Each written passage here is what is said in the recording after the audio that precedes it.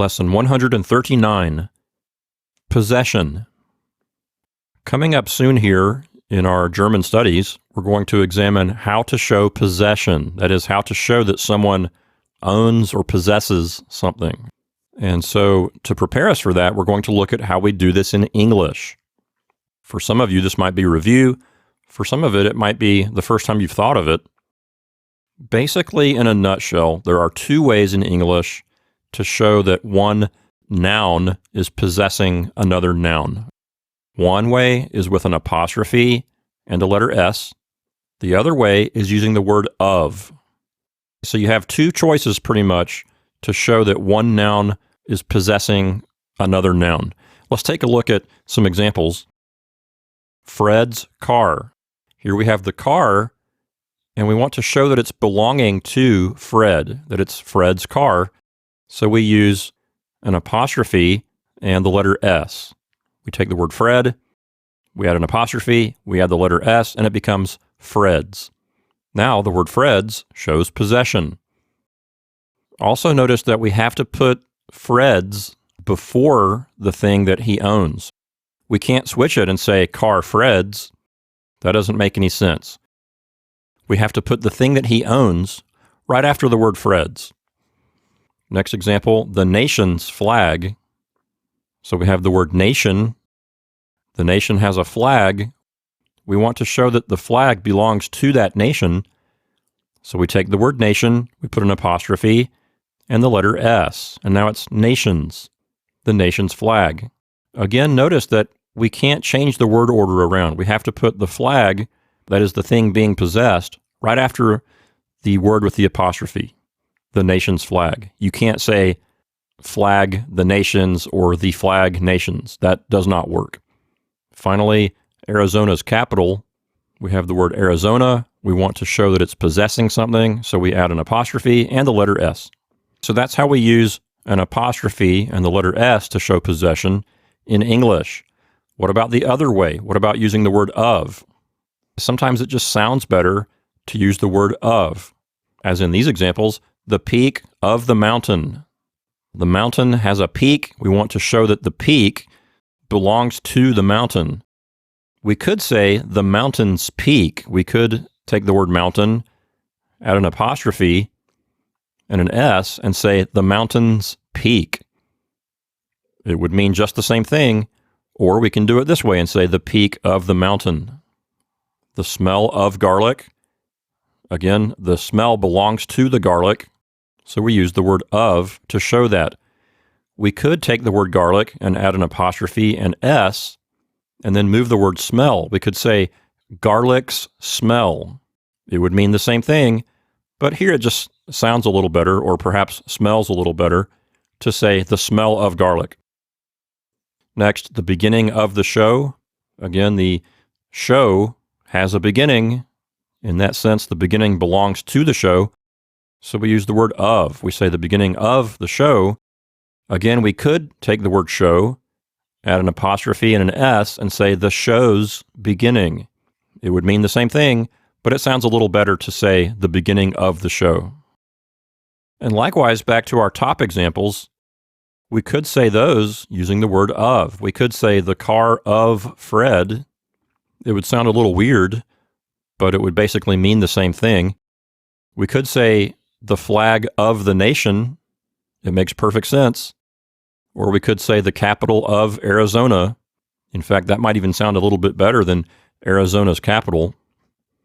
So my point here is just to make you think through these two different ways of showing possession in English so that you can compare them and see how they both mean the same thing. And as long as we're here, this may seem a little bit boring to some of you, but nevertheless it is important, because as you translate German into English, you need to know the apostrophe rules to know how to actually render some of these things into English. And lots of people make mistakes with apostrophes. So let's review the basic rules of how to use apostrophes in English. Let's go step by step here. Rule number 1, to make a singular noun that does not end in an S, possessive, all you have to do is add an apostrophe and the letter S. And this is for a singular noun that does not end with the letter S. So let's take the word Kate, K-A-T-E. In our example sentence, the German book belongs to Kate. So we'll take the word Kate, we add an apostrophe and the letter S, and now we have Kate's. So it's Kate's book. Moving on to rule 2, to make a singular noun that does end in S, possessive, add an apostrophe and an S. Even if the noun ends with the letter S, you're still going to do the same thing as rule number 1. You're going to take that noun, add an apostrophe, and then add an S. So let's imagine that you have the word class, C-L-A-S-S. It ends with the letter S, and you want to say that something belongs to it. So you take the word class, you add an apostrophe and another S. So you get C-L-A-S-S apostrophe S.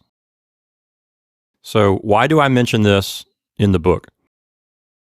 The reason for me mentioning this is that sometimes you will see an alternate spelling here. Sometimes you'll see singular nouns that end with S.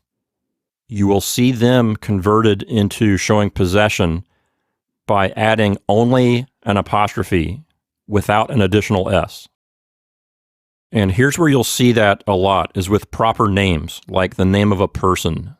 For example, if you're reading ancient literature and they mention Socrates, well, Socrates ends with an S. So they might say S-O-C-R-A-T-E-S and then just put an apostrophe. For example, if they want to say Socrates' student.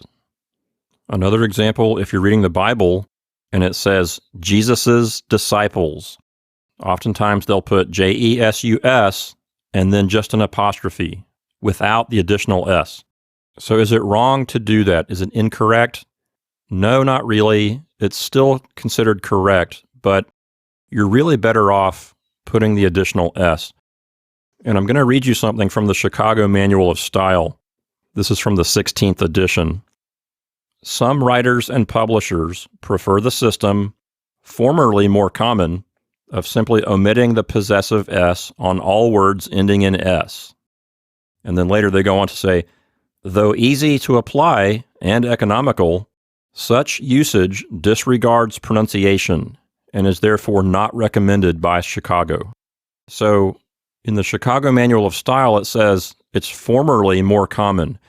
That gives me the feeling that this is perhaps falling out of style. So really the best way to do it, in my opinion, and in the opinion of the Chicago Manual of Style, is to go ahead and add an apostrophe and an additional S, even if the word ends in S. Let's move on to rule 3. If you have a plural noun that ends with the letter S, and you want to say that something belongs to that plural noun, then you just add an apostrophe after the end of the word. And in our example sentence, we have the idea of books, plural books, having covers. So the covers of the books belong to the books. You have multiple books possessing something, so we say B-O-O-K-S apostrophe, and that's it. Just an apostrophe after the final S of the plural noun. So in this lesson, I've tried to share with you some very basic information about possession and apostrophes. There is more to know, I believe, about apostrophes, but here I'm giving you the absolute basic rules.